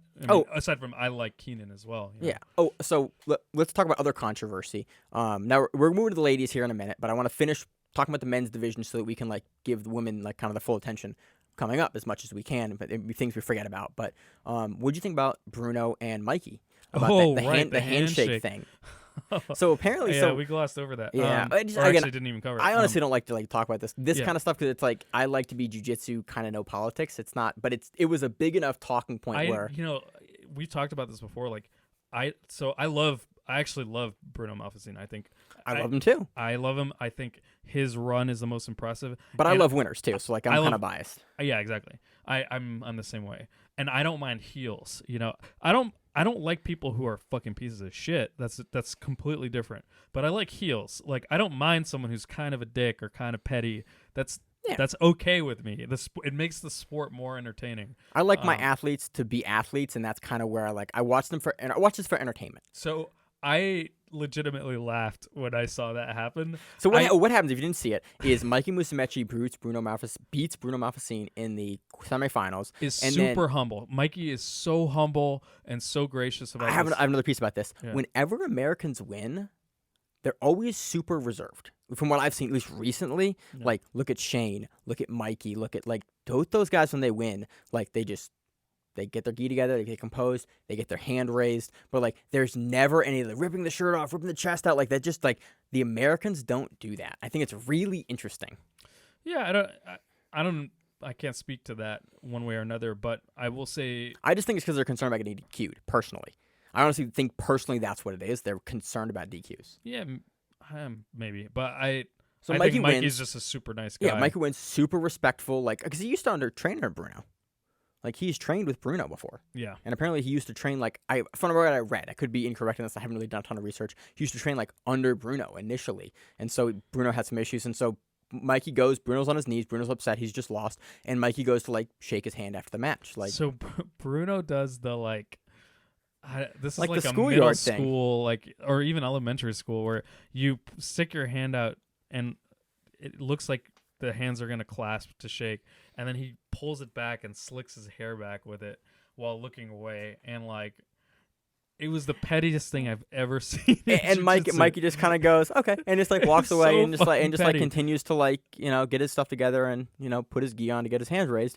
And but apparently Bruno did this in either 2013 or 2012. Somebody said 2013, but he beat him in 2012. So when Caio beat him, he did a similar thing to Caio, and so it's like it's interesting. It's interesting because it's such baseline courtesy. Like in jiu-jitsu, this isn't like fucking when Yoel Romero tried to make out with Luke Rockhold after he fucking KO'd him, and Luke's all confused and like, what the fuck is happening? Like, it's standard. Like you shake, you give like kind of like the back pat, and that's it, and then you go off and do your own thing. I mean, like, it's weird because like I hate to lose, and this is not talking about me too much here. I hate to lose. I understand being super upset after a loss because, like, I hate to lose. I hate to lose more than I like winning. Like, I kind of like to win. I fucking hate to lose. So it's like, when you beat me, like, I extend you the basic courtesy, but I don't really want to talk to you. I don't really want to be buddy-buddy. Like, I want to just, like, kind of deal with that loss and then, like, cool down. And after, like, we may talk, but don't want to be buddy-buddy with you after you beat me because I'm kind of not wired like that. I'm going to be pleasant. And so it's really weird to see guys not be pleasant after because it's like, oh, man, you kind of got to... You gotta kind of eat the loss. Basic. It's just basic. Like, courtesy. Congratulations. It's not like Mikey did anything unusual afterwards. It was a normal handshake that you see after matches, and Bruno was just a petty motherfucker about it. So it was interesting. I thought it was hilarious. He has pissed off a lot of people, understandably. I understand that. Yeah, it makes sense there. That's his bed. He made it. That was the thing that happened. So, anything else you want to talk about? Do you have anything else you want to talk about that? Nope. I don't want to honestly touch on it too long. I want to fucking get into the women's. Okay. Do you want to talk anything more about the absolutes? No, let's get into the women's. Okay. So let's move on to the female rooster weights. Holy shit, dude! Right. This is fucking amazing. Like, Mayssa Bastos defeats Rikako Yuasa by an advantage. Mayssa's the she's rooster weight queen. Mayssa's first year as a black belt. And she upends multiple-time world champ Rikako Yuasa. Incredible match, too. It starts off double-seated guard. Well, it starts off 30 seconds late. So I missed what happened for the first 30 seconds. I really hope that there's some footage up over the whole match because it would suck to see, like, Mayssa's first victory as a black belt world champion over the reigning Roosterweight champion and not have the whole match available. So... Continue now, man. So I was terrified because I see the double seated guard and I was like, fuck, man, I don't want to see like another like near DQ. Oh my God, we didn't talk about that in the men's. Oh yeah, well no, we'll talk about that. We'll talk about Levi Jones-Leary getting double DQ with his opponent later. I want to talk about Mayssa Bastos right now. This was fucking amazing. It was an incredible match, and so it starts off double seated guard, and I was worried about. Again, the 20-second rule, but fuck no, they start immediately getting into it. Mayssa gets up, gets the sweep points for coming up, and begins doing just absolute savage passing. And they get eventually to 50-50, and this is actually exciting 50-50, where there's like sweeping back and forth. Because they're trying to do stuff with the 50-50, and it's not that settled 50-50 position where you're stacked. They are okay with disengaging 50-50 yes. and then naturally coming which back is there. Honestly hard to do. Yeah. Like, don't get me wrong, like you have to be a very, very good black belt to be able to get in and out of 50-50, and you also have to be kind of a risk taker too. To get out, I think it seems as though like it's kind of like a standoff position for a lot of people. Yeah. But people recognize that it's exactly that, and so in this case they were completely content with disengaging and going back to open guard. Another really good match for that, for 50-50 disengagement, is Tinquinho versus Wagner Hosha at Fight to Win. Like, that's another really, really good match where you see, like, 50-50 engagement, and they get in and out of 50-50. And this is, again, this match was great 50-50 in and out work as well. And so 50-50 can be exciting. It can be, yeah. But it takes a rare set of competitors. And it's a diverse kind of 50-50 sweep and open guard sweep that happens here. They each get 3 sweeps, and it's not the same kind of like rocking 50-50 back and forth. It's not the advantage sweep where it's like, oh, your butt touched, I get points. No, right. it's a real, legit, legit, I am on top now, you're on the bottom. Now, because Mayssa drew first blood and started passing savagely in the beginning. Maybe you want blood. She drew first blood and began passing. Dude, she had a damn near pass in that first exchange. Yeah. And she got an ad for it, and that ended up being the decisive factor in this match. So Mayssa Bastos wins by that advantage from that just absolutely aggressive passing in the opening exchange, and Mayssa gets the win in her first year as black belt. It's just outstanding. It was amazing. One thing I thought was really funny was Highwell on commentary basically mentioned that Rikako was like, oh, she only does worlds. I'm like, Rikako actually does a lot of other stuff. Like, she does like EBI, and like she's done like quintet, and like Highwell just didn't mention, basically was like, oh, she only does worlds. I'm like, he failed to remember that she's done a lot of nogi stuff. She had a whole team named after her, basically. It just made me laugh that, like, and literally in my notes that Highwell fails to mention other competitions Rikako has competed in. There was like the quintet, the last quintet. There was Rikako, and then a bunch of other and then people. the rest of her team. Yeah, it's like Rikako's Again, team. she had good women on her team too, but it just made me laugh because I realized at that moment, I'm like, wow, we cover a lot of grappling because I've seen her compete a bunch of times this year, so I'm more familiar with her game. I've got to enjoy her grapple more than this, and it just made me laugh that I'm like, wow, we cover a lot of grappling. Yeah, so So congrats that was to an Mayssa. That was amazing fucking awesome. match. Moving on to the light featherweight division. I got kind of confused there because the women skips a couple divisions, and I always forget which divisions are not available for the ladies. So light featherweight, Tammi Musumeci defeats Amanda Monteiro by advantage. And if you recognize that last name, it's because that is Mikey Musumeci's sister, who is in law school. Are you serious? Was that her? I didn't hear that. Fucking Well, awesome. I believe you, but holy fucking shit! And I don't think anyone we've seen high level brother sister combinations like yeah, no, Viera. Yeah, she plays. Sorry, I completely was reading your notes and I listened to you at all. Yeah, she's in law school. She trains 4 days a week because she's studying to become a lawyer. So then, there in terms of brother sister combinations, the only one I can think of off the top of my head is Carolina Viera and Rodolfo. But they didn't do it. They never did it at the same time. Exactly. So this is unprecedented. And the funny thing is, for those two, the only time they've ever both competed in the gi at the same time was Black Belt CBD, where they both won. Tammi fucking wins goddamn world championship with her brother. That's just amazing. So Tammi has basically this comes down to a single advantage, and it came off of an incredible near sweep to back take. Tammi basically has a collar sleeve guard, and it looks like she's going to attack a scissor takedown. And then I don't know how to call this sweep. She leans forward and grabs Amanda's far side leg with both of her hands and just kind of shoves her over, so she ends up posting out and rolling, and basically is able to come up and almost take her back off of this exchange. I don't know what to call this sweep. It's fucking awesome. This is one of those go back and rewatch it exchange sweeps that Maine and Emil can't. We cannot. Like, how do you describe it? I describe it as good as it can be described in audio. Go back and watch the sequence there. Yeah, it's a bizarre sequence, but it's awesome. And then she got that, and then she was on the bottom. Yep. And she she stalled from the bottom. Like, this is strategic stalling. Yeah. And honestly, I didn't have this is usually I have a huge problem with stalling. It was a little bit stalling from the bottom. She had the body triangle in from the bottom. Yeah. And again, I have the more I understand about jiu-jitsu and the farther I get in, the more I cover the sport on a high level and watch it. I didn't have a problem with this. It's in your rules. You got what you needed to win, and you now want to stop the pass. You can body triangle. You're going to get a penalty for stalling, but if you can stall and it's within the rules and you take your penalties, you don't give up, too many penalties to give up points, you don't get DQ'd. With that smart, it's smart. I used to see the stalling boring. Now I see this smart game planning. You don't have to move. You don't have to do more. You have now done enough to win the match. You need to keep that position, and that's what you need to do. And she did that within the rules, and she wins a world championship off it. Yep. Hugely impressive. Not quite as impressive as her brother that won it in 12 seconds, but I mean... It's okay. It's still really fucking impressive. It's going to be hard, but it's amazingly impressive. So, she wins it. You got anything else you want to say about this match? Mm-mm. Okay, let's move on to the featherweight division for the ladies. So we have Ana Carolina Schmitt defeating Bianca Basilio by ref's decision, and it was fucking incredibly close. Dude, it was 2-2. 2 points to 2 points.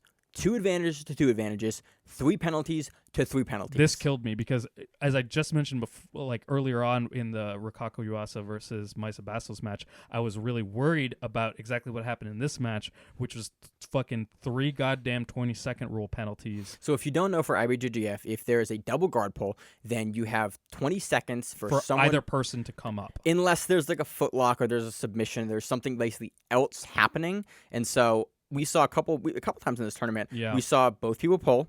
Nobody comes up. You get a penalty. Happened again.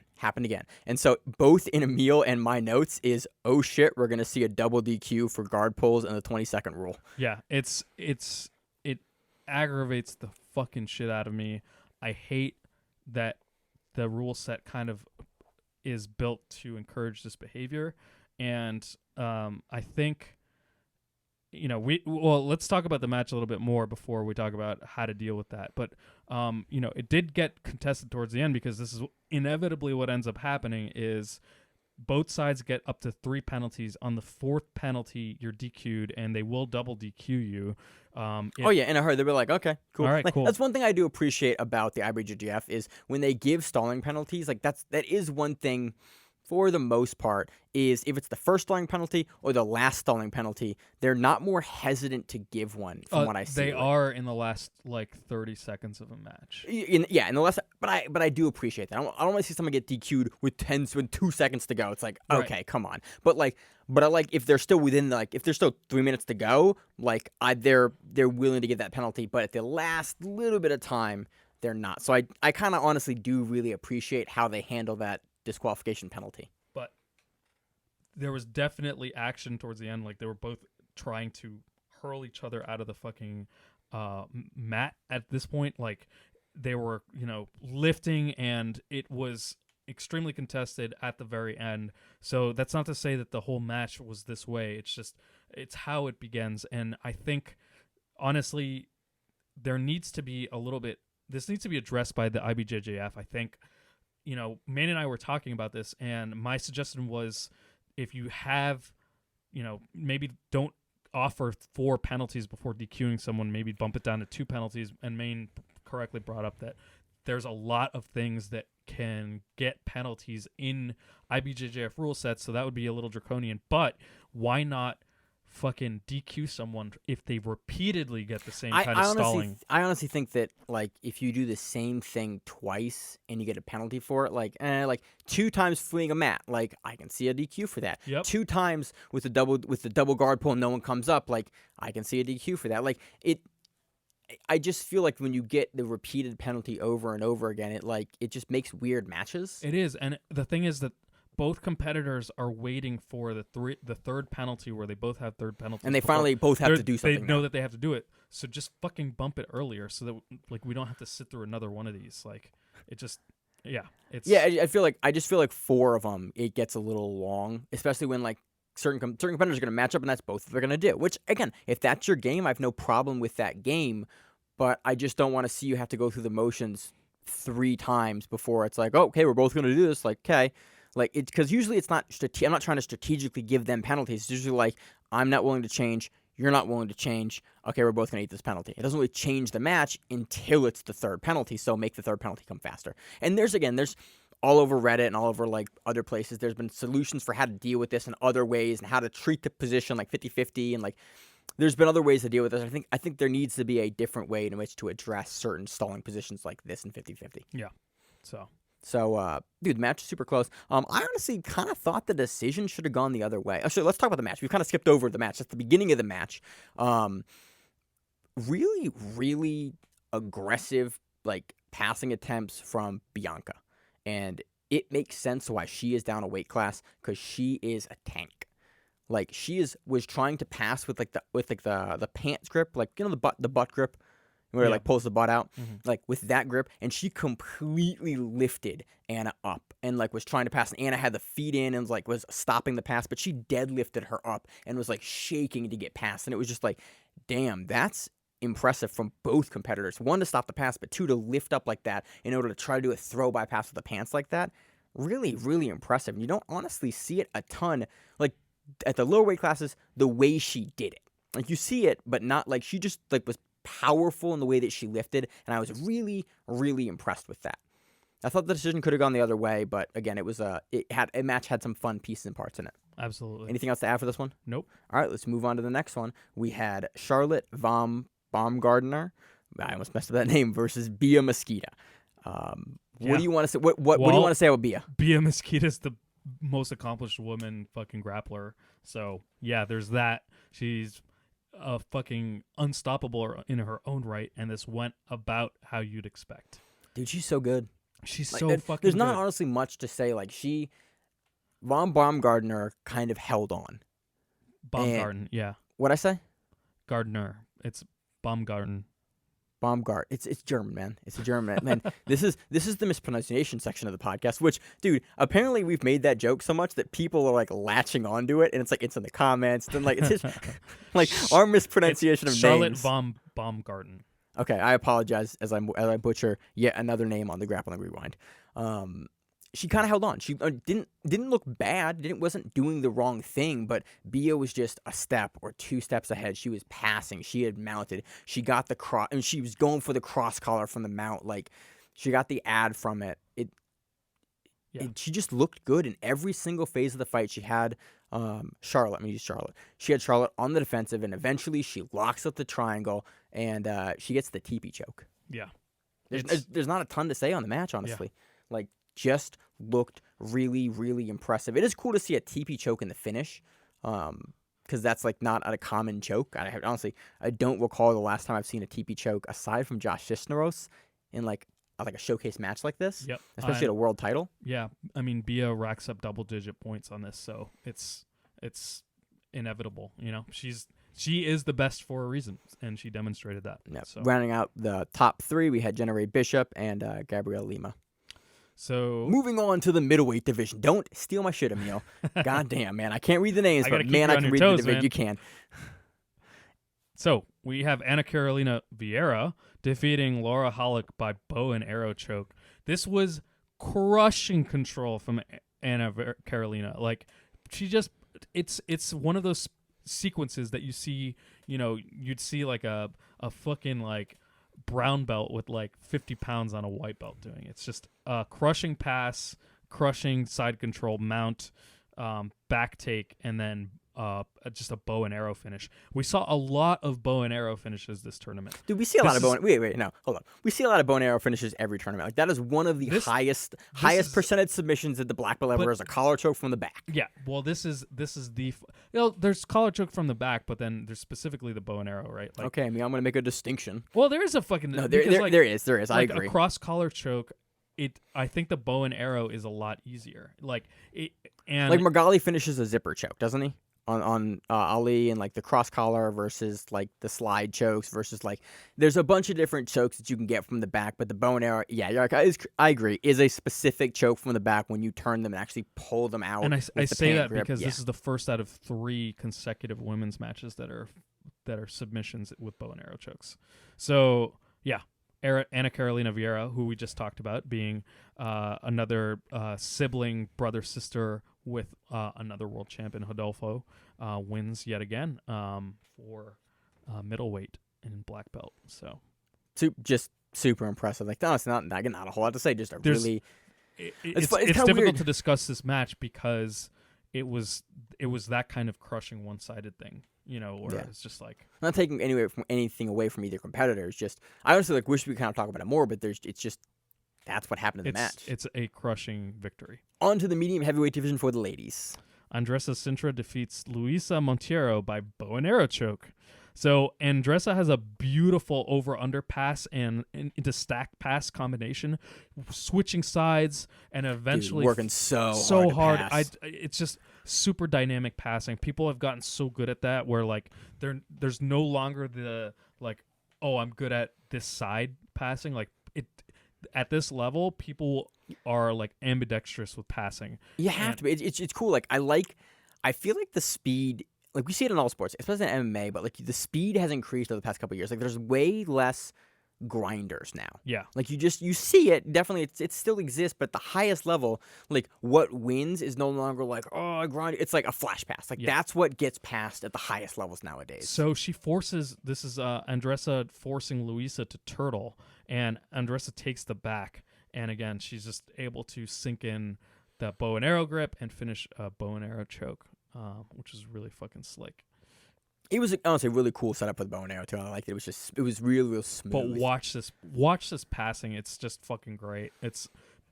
I love good pressure passing, good over under passing, and this is pressure passing that is dynamic as well. So it's kind of like that Leandro Lo style of passing. So one of the funny things I have in my notes is she's on the back, may ride it out. Oh nope, she gets a submission. Yeah, no. So, on to the heavyweight division for the ladies. Nathalie DeJesus defeats Fernanda Mazzelli by bow and arrow choke. I see a trend here. Seems like a collar choke from the back, bow and arrow choke. What I was saying. Yeah, I see what you mean, Emil. Yeah. Reading through my notes again, I'm like, there was a lot of those, weren't there? Yeah, there in were. a row. and a bunch in the men's divisions too. So Natalie hits an amazing sweep. So she has a lasso on the far side and a De La Riva on the near side, and just topples Fernanda forward to get the sweep to force the turtle. And again, the bow and arrow, which is like, I get it. I do this too. I turtle a lot, but like, it's such a liability with these fucking women, dude. They're fucking amazing at it.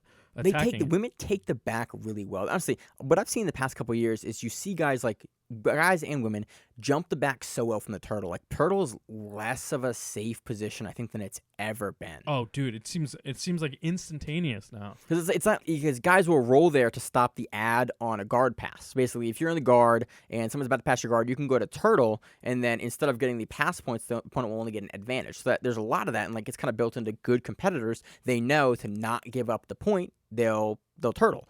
But people are so good at anticipating it now that when that happens, they immediately like can anticipate it, throw the hooks in, like on the back, and will finish from there. It's really interesting and really cool to see kind of that shift of the sport. Like, man, turtle, is that ad really worth it if you give your back up potentially? Fuck no. Like, we've seen it multiple times now where it's an utter liability. It's tough, but again, do you want to give up the points? If it comes down to an ad or like a point, it's like you're so close. Choked out. Well, there's that, but it's an interesting kind of meta game there where it's like, ooh, do you really want a turtle nowadays? Because people have got so honestly, good at that. What's the difference between 3 points for a pass and 4 points for someone being on your back?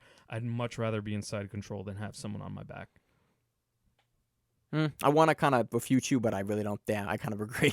I was like, yeah, back. No, back's really bad. You get finished from the back. You don't get finished from top side guard. You do, but not, especially at the high levels. You're not really finishing guys from top side control. Yeah. You're getting finished from the back and maybe from the mount, but if guys are getting finished, it's typically from the back or by an armbar. Yep.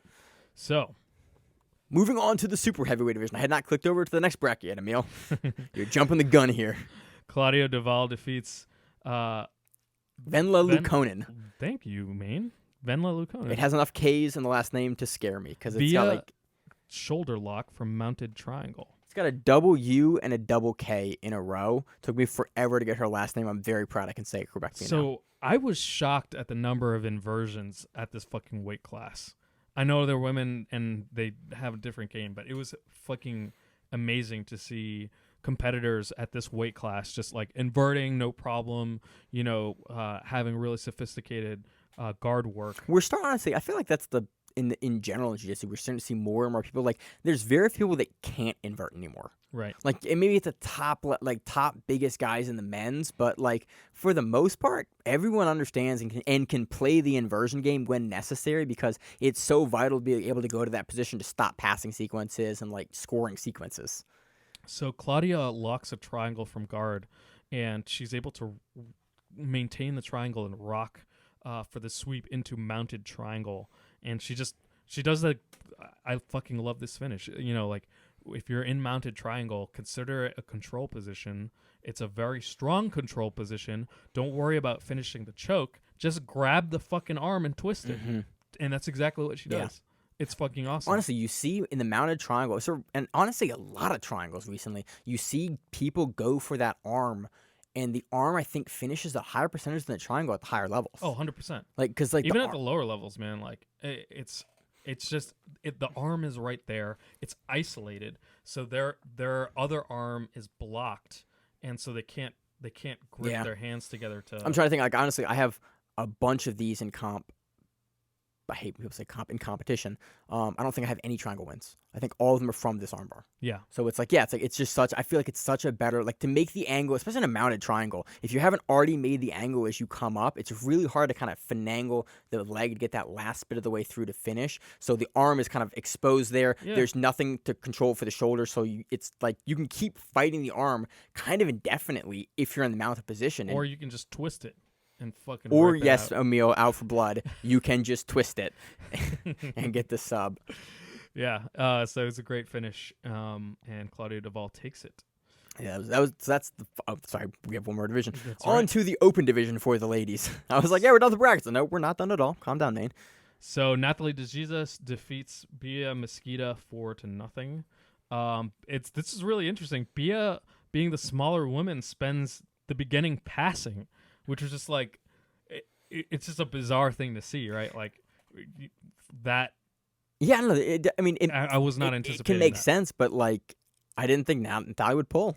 And Nathalie has a fucking awesome guard Oh yeah, game. and honestly, I can see a strategical reason for it. If you have the longer limbs, like there's more to get past. You can yeah. Yeah, no. So Nathalie hits a sweep. It's kind of like from that kind of like double open position. She comes up while kind of like pushing out and keeping the distance with her much longer leg. And Bia is able to fend her off for the remainder of the match, but then at the very end, Nathalie's on. You have a moment there, Emil? Yeah, sorry, I just forgetting who's on their ground, but Nathalie was again in guard, and she gets a second sweep in the final seconds, using a similar kind of double-seated open come up. So, she's able to get those 2 sweeps against Bia and get the win. Yeah. So Natalia takes that first place. Bia Mesquita second place, Anna Carolina Viera third place, and Cicero Costha in third place as well. So where do you want to loop back to? So that does anything else you want to talk about for the women? I didn't want to. The women's matches. No, I think that was it. We want to talk about Levi Jones-Leary getting WQ'd, and then what else do you want to talk about? I have some positive news. We'll end on positive news after the Levi Jones-Leary. Well, now I want to know positive news. Well, I'll tell you. Okay, so Levi Jones-Leary gets double DQ'd versus. I cannot find it in the bracket. Give me one moment. Yeah, they were interviewing him afterwards, and he was understandably really upset. Leon Taffa. Yeah. So this was the 20-second rule. So if you pull, you have 20 seconds for if both double pull, 20 seconds for somebody to come up. No one comes up, it's a penalty for each person. Yeah. And so this happened 3 times, and then they got super active on the 4th time. Ended up getting another penalty for stalling in another position, wasn't the same position, and got DQ'd. Yeah. It's honestly really not more complex than that. Honestly, Levi Jones-Leary I thought was very, very composed. Had a very, very good interview immediately after the flow grappling. But honestly, I'm not big on those right after you lose interviews, but I honestly gained a new level of respect for Levi Jones-Leary just in the way that was very composed when he talked about it, just talked about what happened. Clearly disappointed. Clearly crushed. Disappointed, I don't think really captures what he was feeling then. Yeah.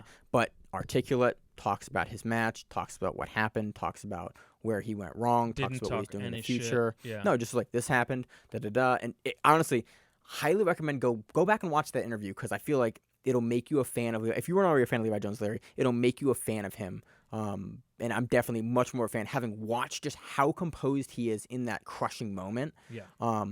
Really impressive. But again, both guys know they know that that's what happens if you do that. And so I don't know why I don't honestly at the high level. You just beat Lepri. You beat Lepri in a close ref's decision that could have gone the other way, but he knows the game. He knows the rules. He knows what you can and can't do. I'm just really kind of surprised that in the quarterfinals that happened. Yeah. Yeah, and I'm bummed that it happened to Levi Jones-Leary because he's a super entertaining player to watch as well, and I was kind of hoping for a Lepri rematch. That was very, very possible. We could have easily seen those guys in the finals because Lepri looked good. Lepri won. Levi always looks good. So yeah. So we don't get to see that, unfortunately. I am glad to see IBJJF sticking to their guns in terms of fucking DQing. Like a big name competitor. It needs to happen. People need to see that it's a serious thing, and that that metagame of kind of pushing the limits for the ref to see how far you can get, just because you cannot. Well, even in that position, I think in that position, that's one of the few positions that they're gonna they're always gonna call it because you do it. The 20-second rule, there's no gray area. No, which I appreciate. Yeah, yeah. It's an easy penalty to give. Yeah. So, what is your good news, dear God, after that crushing moment? My good news is that Jonathan Alves won his brown belt division at lightweight and was fucking belted on the mat. He wasn't belted on the mat. That was one of the coolest belt promotions in quotes there. Was it Guy? Yeah, it's Guy. Guy, he wins, and Guy pulls a belt out, and he throws the belt to him on the mat. and like you can see he picks it up and he cries and he holds it. And it was just this, he holds the belt up like I've earned this. It's just awesome. I love Jonathan Alves. He's a fucking really humble guy. Will we see another first-year black belt win a world title? Hey man, lightweight that's a murderous. The heavyweights are one thing, but lightweight is a completely different animal. So we'll see. I know Jonathan is really fucking talented. Now he has all these black belt matchups that no one can duck him for. Well, I mean, we've seen him fucking wreck house at Spider. Well, we've seen him before, but I'm saying like at black belt level. Now we're gonna see him registered as a black belt. Yep. And like doing like entering opens as a black belt and like majors as a black belt. And like how does he look at Brasileiros? How does he look at Euros? How does he look at Pans? Like as a black belt against that next level of competition. Because again, honestly, recently. Brown belt world champion is a pretty good analog for like top level elite black belt competitor, but it is a little different. And the level like you don't get veteran brown belts really. I mean, you do get veteran brown belts, but like there's a different level when you get to like veteran black belts. Like you may have a black belt you run into that's been a black belt as long as you've been an adult. Right. So it's like you manage to get like a different level of experience. I mean, that happened, right? Like, which is all the more reason why Kanan's win against Leandro was so impressive was they were talking about this. Like, Keenan was like, oh, no, like Leandro was a black belt world champion when I was a colored belt, and like, I was like, I look up to him and like, he was like, I want to beat my heroes. He wasn't saying that dickishly, but like as as an admiration thing, yeah, and. That's the thing, right? Is like, it's crazy. Some of these guys have been around, and they're still fucking monsters. Like Lucas Lepri, fucking been around forever, and is still fucking winning world championships. Another cool thing, Maggie Girandati won brown belt worlds as well. So, anything else you want to talk about for Worlds, Emil? That's it. So, great tournament. All the matches are up. I think I almost haven't checked. I just took notes the first time when it was live. Highly recommend you go back and watch it. There's a lot of really great moments this year at Worlds, and it is really one of the biggest events of the year. It is the biggest gi event of the year. ADCC is in a couple months for no gi, and then we'll have like a big old grand time. All right, so that does it for the Monster 2019 IBJJF Worlds event recap. What we're going to do is on the bonus show, we are going to have the recap for Grapple Fest. We're going to have the preview for Fight to Win 114 in Portland, and we're going to have the preview for Midwest Finishers. Episode's gone a little bit longer than we usually go, so I figured that it'd be better to put those in the bonus episode for the week and handle it then. Yeah. So what else has gone on this week, Emil, for you? It's good to have you back. You've been gone for a couple weeks. Yeah, but it's good to fucking come back to IBJJF Worlds, man. Holy fucking shit. And also, like, I'm ecstatic to hear Josh's take. I mean, we were all messaging during it, but like I'm actually really pumped to like hear his take. You're like pumped to listen to the show. That's funny, dude. I mean, I've listened to you guys like before I got on here, and like Josh has a completely different perspective on stuff, and also a fucking encyclopedic knowledge of shit, and is also hilarious. So hearing his take on like, it was so stacked. Like, how do you cover like this event? Like we barely scratched the surface here, dude. We already have like a near 2-hour episode. This is why we brought more people onto the network and onto the team, because we did. I think it was Euros. Like Euros, when Euros was like, yo, there's too many mats. There's too many guys. There's too many good matchups. And so we needed something for guys to come together to like, okay, remember this match. It's like bring us an aggregate together to not be just Josh and I. Like, okay, we got to cover how many matches and how many guys and how many world contenders. Yeah, I will say at least the finals were like, and actually the semis and quarterfinals were easy to watch because they boiled it down to... Well, they were easy to watch, but you did watch for like 10 hours. Oh yeah, I mean, it's all day. It is all day. It's all fucking day. And it was most of the previous day, and then if you wanted to watch any of the Browns, to watch a little bit of the Browns, watch a little bit of the Purples. I'm okay with having 10 days of amazing, or 10 hours of amazing matches. Yeah. As long as it's just 2 mats, like 2 mats is manageable. And I like that you can do both mats at the same time. You can, and then day before you could do 4 mats at the same time. I do wish that, honestly, like I want to gripe for a second here. A couple of things I wish were better about this event. Like, it was honestly a really good event. I thought the commentary was very, very good for the most part. I wish the camera work was a little better. Yeah, it was shaky. There was a lot of times where it was shaky. There was a lot of times where it was like off. There was a lot of times where it was like pulled too far in or too far out. I wish that they would list the competitors' full fucking name. Okay, just leave it at that, because Then we've bitched about this many times. Many It times makes ad it very, very nauseam. hard to wish. I also wish they would use something like Flow Arena for this.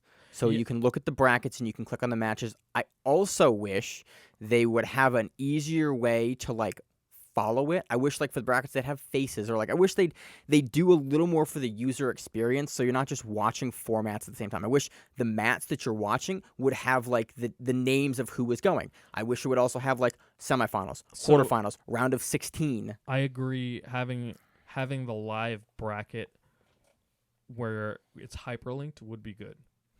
That is a wish. Put that on a Right. wish list. But I just wish it was like it is somewhat difficult to follow unless you really know these guys, because you have to know their middle names. And then like Saturday, we were scrolling between 12 mats and Flow Zone. And it was like, if we wanted to watch some of these quarterfinals or some of these like round of 8, like you had to jump around. You kind of had to know where to look. You had to know, like, be following smooth comp or not BJJ comp system. And I wish that it was oriented. Integrated. Yeah. Well, I wish they were together, or like Yeah. Flow Grappling listed like who was up on, like, you could scroll through and have like a mat listing where it's like, okay, Levi's here, and this, like, or you could honestly have a list of competitors and like tag competitors so that I know, like, here's my queue of guys I want to watch. Yeah. And like, okay, this Yep. guy's up here, this guy's up here. And there's just no way to do that effectively. And you have to look. I had to have the brackets up on one screen. I had to have BJJ comp system on the other screen. I had to have Flow Grappling with 4 screens up on the other screen. And it's just like, I have a 3-screen setup. That's fine. But I needed to have all 3 of those screens up and actively running. Yeah. And I didn't actually have a screen for my notes, so I had to do a half screen and have my notes on the other half of that screen so I could do notes while this was over. It's just very difficult it's not very viewer friendly at all. Yeah. And we know how to do it because we've done it for a long time. But if you want to watch some of the earlier matches, the final day is beautiful. It's run beautifully. It's run, exactly how it should be run. But the leading up to that, there's a lot of really, really stellar matches that are somewhat difficult to find unless you kind of know what you're looking for. Yeah. So, but I did like Sunday. Sunday was awesome. 2 Dude, mats Sunday's of awesome. just fucking pure badass. And then one mat at the end where it's like, boom, final. I do wish that they would like do the award thing, or like they button up the time between the matches a little bit, because they do the mats, they do the finish, they do the names, they do the awards, they do the pictures, and it's kind of like, okay, there's this big like 5 or more minute block between when a match finishes and when like the next match starts, and like over 20 divisions, or what was it, 16 divisions or something like that. That time starts to add up. Seth Thanos talks about this Fight to Win, which is why he does the commentary for fight, or the announcing for Fight to Win, because they realize that someone walking out for 15 or 30 seconds every match over the course of their event added like 18 minutes. Yep. And so it's like that little bit of time adds up over the course of a lot of matches. So I wish they would sort of streamline that in the event a little bit to make for a kind of a better viewing experience. But again, it's the Worlds. It's once a year. Great event. Go back and watch it. Look out for our bonus show. Look out to win some Grappling Rewind patches on social media. And what else you got, Emil? That's it, man. All right. So as always, I'm Maine with the Grappling Rewind, I'm Emil with the Grappling Rewind. and we will see you on the mats. If you like the show, please consider sharing it on Facebook with the folks at your gym. It's the best way that we grow the show, and we really appreciate it. You can reach out to us on email. We also have Instagram, we have Facebook, we have Twitter, we have Google Plus, Until that shuts down. we have a website. If you have an event you would like to have us cover, please let us know. If you have a name, like most people do, and you'd like to have us stop butchering it, Let us know. reach out to us. The show is also available on YouTube, Spotify, in addition to iTunes and every other podcast service. We very much appreciate your time, and thank you.